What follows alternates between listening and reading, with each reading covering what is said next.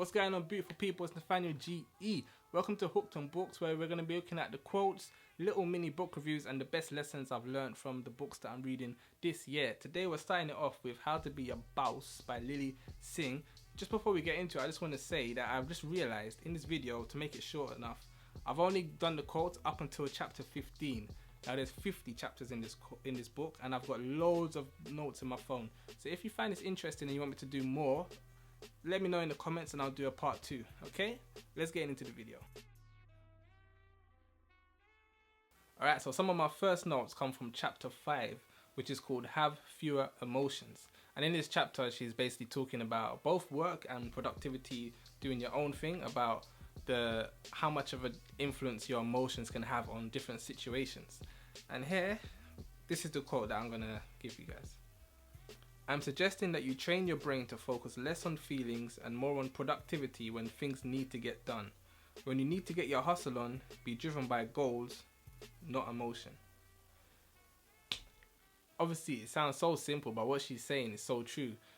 You can, for example, for me, I can make a YouTube video when I feel like it, and you can do the thing that you need to be doing when you feel like it. But I think if you only do things when you feel like it, we're not gonna get anywhere, man. Like even Lily, come on, can you imagine if she only made YouTube videos when she felt like it? But she didn't. She had goals that she set in her head, and then she made sure that, okay, this is my goal. Maybe it was like, I think she does 2 videos a week, and she's been doing that for like almost the whole time. So I guess she had the goal like, boom, 2 videos a week, bam, make sure those 2 videos are done. Not like, okay, let's do a video today, let's do a video on that day. So boom, be driven by goals, not emotions. Now we've got one from chapter 7, a really short one. This chapter is called Call Yourself Out. And the quote from this chapter is, very short, but it's got a very good point. Before you answer to your boss, answer to your inner boss. Do you get it? So what she's saying is that instead of waiting for other people to pull you up on things, whether that's at work or outside of work, answer to yourself, man. And in this chapter, she's basically talking about how our mistakes are actually opportunities to help us grow.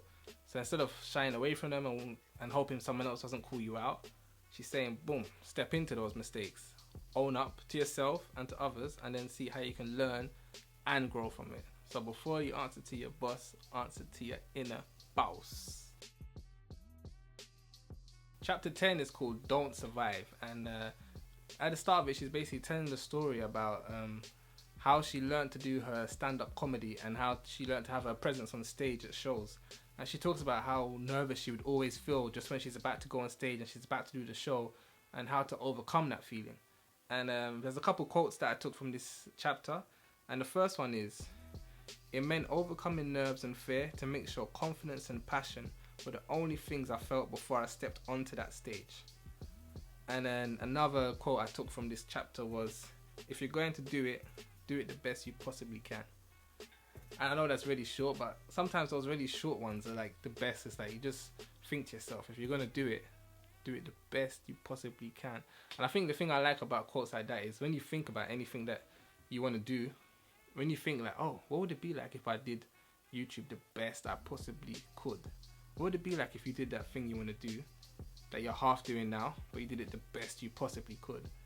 And then I guess it's kind of like, wow, you think about the possibilities. And I'm sure Lily's probably not even doing it the best she can, but she's always growing. She's doing it like very close to the best that she possibly can. But that level of best always rises and rises and rises. So yeah, I love the quotes from this chapter. Now I've got some quotes from chapter 13. And you know what, going through my phone, this chapter must have been dope because I've got like so many notes from this chapter alone. So I'll go through some of them for you. Starting out, this isn't really cool, a different way to think about things. So here it's still kind of talking about this idea of feeling nervous like we were in the other chapter about going on stage and your feelings before you go on stage. And here she goes, this is a really cool way to think about being nervous and why you're feeling like that. Being scared and nervous means you care, and not only is caring a beautiful thing, but it also means you value the outcome of a situation. However, fear and nervousness become problematic when they affect your performance. So I think that is a really cool way to think about things. It's like, if you're kind of nervous about doing that thing that you want to do, doesn't mean that you're a loser and like you got no confidence. It's actually showing you, wow, you really value the outcome of this thing. It might be like meeting someone, like being scared to talk to someone or do something. Like that fear, that feeling is showing you, okay, actually you really care about this thing. But the next thing is, how do we turn that feeling of really caring about this thing into making sure we do it the best we possibly can? Oh yeah, this was really cool. This is the same chapter. This is why I had so many notes. Like, these little things she said, I was like, wow, I didn't think of it like that, man. So this is following on from the last quote about fear and nervousness. This is what she says, her advice, right? It's helpful to think of fear and nerves as an outfit you wear before doing something nerve-wracking. Don't try to avoid these feelings altogether. Rather, get comfortable with taking the outfit off when it's time to execute. And she even says later on in the chapter, I remember this from my head, that she literally sometimes does this action of, okay, I'm about to go on stage, boom, I take off this outfit of fear and nervousness, and bam, I'm ready, I'm confident, I'm fearful, I'm ready to dominate, to kill it, to do it the best I possibly can. So, Lilly is sick, man. So like little things like that, it's a completely different way to think of it. So you're not like, oh my god, I gotta go on stage. It's okay, it's time. Bam, goodbye nervousness and fear. Let's get it. Wow, I really see why I made so many notes from just this chapter. I'm gonna read through the next 3 notes. I'm gonna just read them all together. I might not write all up on screen because it's a lot of words, but just listen up. Yeah, it just carries on for the whole thing we've been talking about, right? Nervousness and fear. What I do instead is have a conversation with myself in the mirror. Aside from beating my chest, pumping myself up, and humming the Rocky theme music, I say something very specific. Fear and nervousness are nowhere on the path to success. Most of the obstacles we face are the ones we make up in our minds. To be a boss, you need to get down on one knee, propose to your decisions, and commit to them for a lifetime. That's what your decisions deserve. 100%. I don't need to elaborate on that, man. Just play it back and listen again. Like the one line, the most important one there was, I can't even remember it in my head. Fear and nervousness are nowhere on the path to success.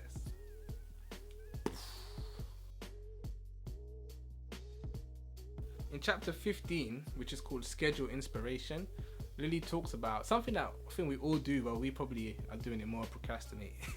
But she is saying like the way that she uses it to enhance what she's doing, right? So it's called Schedule Inspiration, and she talks about the time that she'll take to basically anything she's having a problem with. She'll use that time to watch something that's around that area that's going to help her. So for example, if she's doing, you know, Lilly does rapping as well and stuff like that sometimes. If she needs to write a rap song, she says that she'll watch interviews from like her favorite rappers. And like, for example, Drake, she's Canadian, he's from Canada, they're both representing. She'll watch interviews from Drake about his songwriting process. Or she'll watch videos from Nicki Minaj about how she made some of her biggest tracks. And just watching that, or she said she'll watch documentaries about how people made it in that field in music and how they got to where they are. And then watching those stories, that helps bring back her inspiration. She's like, all right, I can nail this, bam. But let me give you it in her own words. The note that I took from this chapter is quite a long one. It says, in addition to watching shows, I also schedule inspiration by taking breaks from my work and using that time to watch interviews of people I admire. If I'm struggling to write a comedy script, I'll watch an interview with Rebel Wilson or Amy Schmer. If I'm struggling to write lyrics, I'll watch an interview with Nicki Minaj or Drake. I think there's something so inspirational about hearing other people's experiences and what drives them. It's almost like they're lending you some of their fuel or giving you a boost with spiritual jumper cables. Hearing someone so accomplished talk about their struggles and success has definitely become crucial inspiration for me. Therefore, I make time to watch a decent number of interviews every week. It's my version of taking a break in a meaningful way, a productive break, if you will. And that resonates with me so much, man, because like, even me buying this book was like, part of me is like saying, okay, Nathaniel, you want to take YouTube seriously? You really want to do something? You really look up to Lilly? Get this book. Let's like see what her experiences are. How did she get to where she is? What are some of her thoughts like? That's the thing I think that's dope. Like getting a book like this or watching an interview, it's like the closest I'm gonna get for now to sitting down with Lilly Singh, having a drink and being like, how did you get to where you are, man? Just like tell me everything. I want to know all the ins and outs, what happened in your head, how did you get there? And her just sitting there and being like, well, where should I start? And then just going and talking for like 5, 6, 7 hours, just going. I was gonna say 8, but that would be a long conversation, man. Just going and going and going, and it's dope. So yeah, that scheduling inspiration thing is really cool, really, really, really cool. On top of that, I would say, yeah, the book overall, as like a mini review, like I said in the title, it's not clickbait, bro. I'm here. It's cool, man. It's really cool. Like, at the start, I was thinking, like, because Lilly Singh's funny, right? She does comedy stuff, right? But she's also motivational. And it kind of mixes in the two, the motivational and the comedy. And at the start, I was kind of thinking, like, I never read a book like that, actually, before. A motivational, like, life improvement, self-improvement book with comedy in there as well. So I was like, I don't know if this is going to work for me, man. These jokes and stuff along the way. But then, because I basically, when I read books on my phone, I read it on the way to work and on the way back from work on the train. And I found myself reading stuff, highlighting things that are motivational. And at the end, there'll be like a little joke. And actually, a lot of the time it was quite funny. So I'd find myself smirking a little bit. And if you're reading someone's book and it's putting a smirk on your face and giving you dope life lessons at the same time, come on, man. Like, come on, that's sick. So I have to say that big up Lilly, like she really made the book her own. Like, it's the real experience you get. Like, it's the kind of experience I get from her vlogs, but bam, straight to it. Because when I watch her vlogs, the thing I love the most, seeing what she's doing, because it inspires me to think, wow, I can reach that. But especially when she drops the life bombs. And then the funny parts. So this book is like the life bombs and the funny parts. The life bombs, the funny parts. Bam, bam, bam, back to back. And she's got these sections called Out of the Blue, which I think for most of you will be amazing. Basically what it is it will tell you about, she'll write like a few paragraphs about a time in her life when she felt really, really down. And she explains it, like, she describes it really, really clearly. But then she contrasts it with a time from now that contrasts with that moment. And so, for example, there'll be an Out of the Blue where she talks about being in her bed, feeling so depressed and feeling so worthless and saying, well done, Lilly, in a sarcastic way. Your life is trash. You're doing nothing. You got this problem, that problem, that problem. And then it will come to a current moment. It'll be like fast forward. And she's about to accept her Streamy for YouTuber of the Year. And she's saying, well done, Lilly. Or everyone's saying, well done, Lilly, to her. So far, this video is probably enough because I've talked about what I think of the book. I've given you, like, I don't know how many quotes, like quite a few quotes. And anything I say now is just making the video even longer. So I'm going to keep it there. Hope you guys have enjoyed what we've shared so far of this book.